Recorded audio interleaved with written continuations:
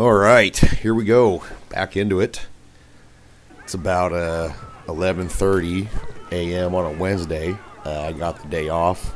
Randomly doesn't happen all the time, so I'm drinking a little 11:30 a.m. beer. It's that kind of time, and there's nothing the woke liberal mind virus can do about it.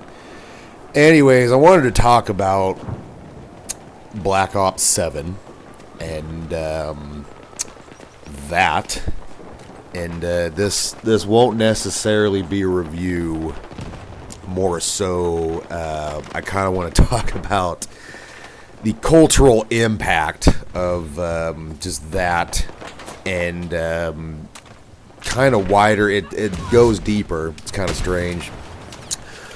When I was growing up, Call of Duty was the franchise. It was basically Call of Duty and World of Warcraft. Those were the games. You hop on COD to murder some people for a little while. And then after that, you went to Warcraft and you leveled up your Warlock or Druid or whatever. And times were good. They were simple. We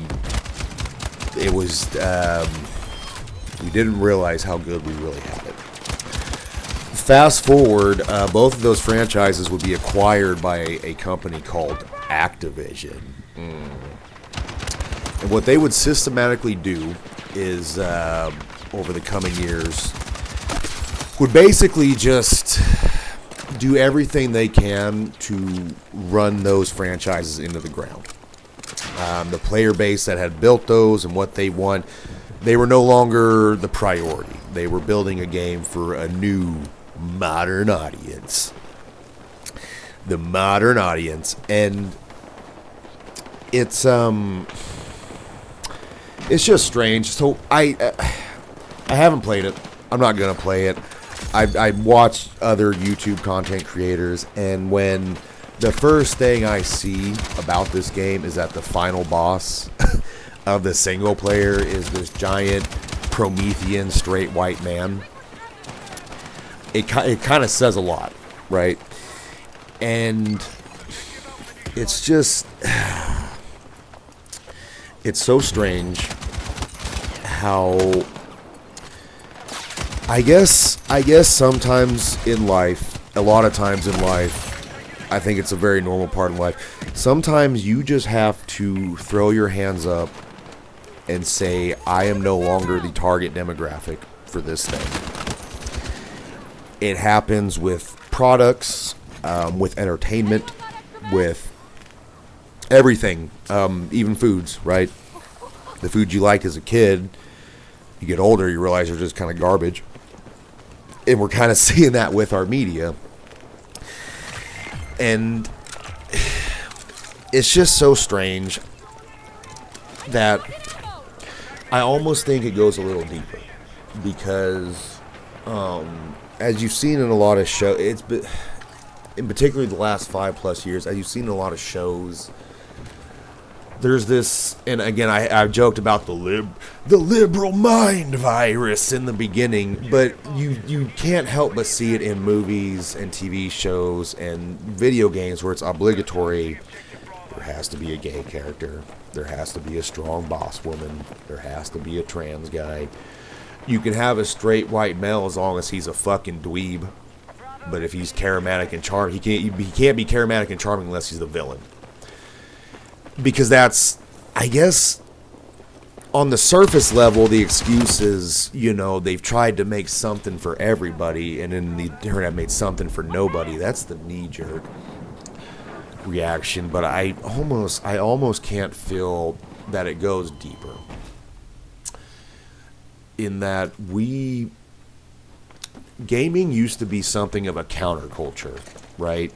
You would go to school, or you were an early 20-something guy, you'd work your job, you'd go and play a sport of some types, or maybe you'd smoke weed and hang out at the skate park, you'd go to a new metal concert, you went and socialized with your friends, you did other things, and then you came home, and in your downtime, you played video games.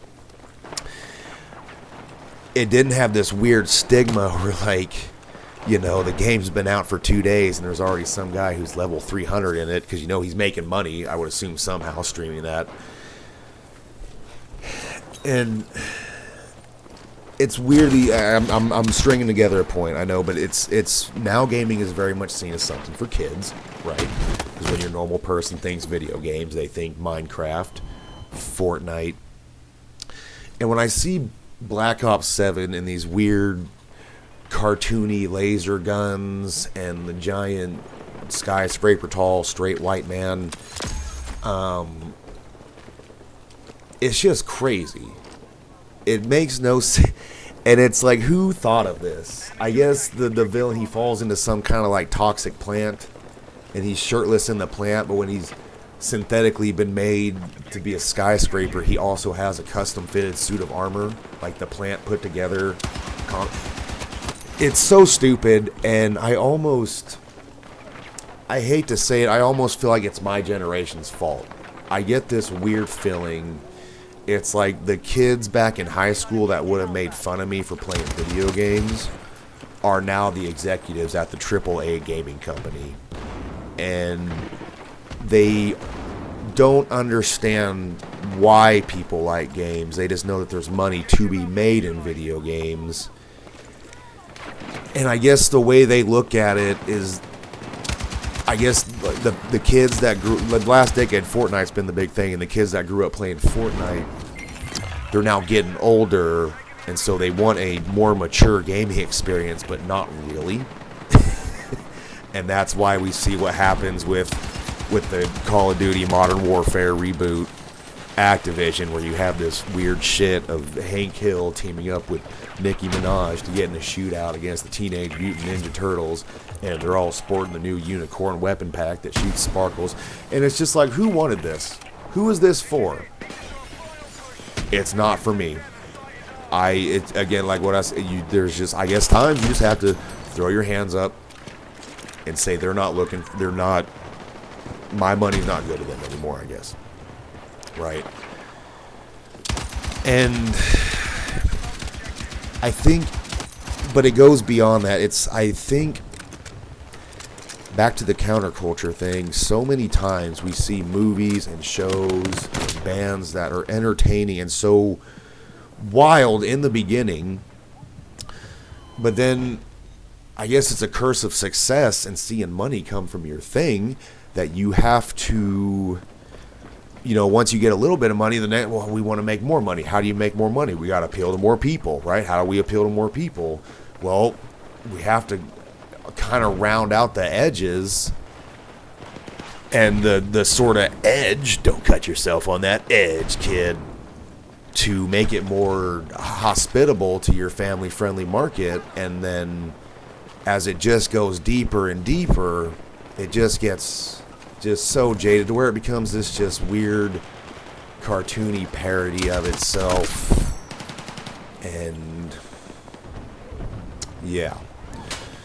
So anyways, I can't even imagine. They somehow trick. I haven't checked the Steam charts, but last I looked a couple days ago, it was 50,000 people playing that, and I'm almost like, there are really that many people that are just like, oh, it's the video game on the Monster Energy drink can. It must be pretty good, or why would it be on Monster Energy drink? Derpity-doo. And they're just going to play it and get their 8 hours of entertainment and forget about it. And I don't know, I guess that's what Activision wants.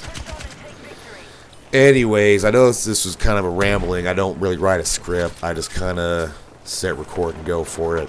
But if you like this, please do like and subscribe. I know it's cringe to say, but you know, it generates money and it costs you nothing. So please do hit that sub button. I'm really, Battlefield 6 is my jam. If you like shooters, even if you're older and you haven't played one in a while, it's quintessential. Come check it out. It's a lot of fun. And what a strange timeline we live in. It's like things don't make sense to the point where just not making sense is sense. The rules are all made up. Nothing really matters. It's all just clown world. And let's start planning our exit strategy as soon as possible. Yeah. Have a good one.